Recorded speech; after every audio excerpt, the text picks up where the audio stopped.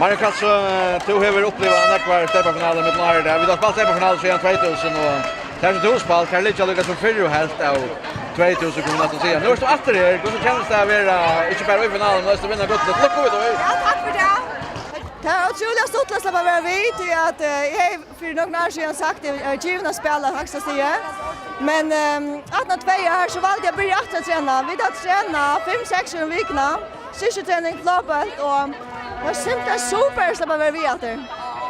Og du følte at du passer vel inn sammen med de unge damene der? Ja. Det er alltid stort å være sammen med unge folk.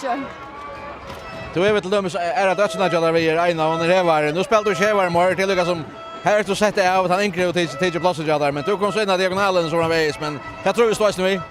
Ja, det er faktisk slett ikke mer å spille hevare, men ja, hvis man færre plass alene, så tenker man det som man færre. Ja, er det godt match som er øvelse enn også de unge du har vunnet før?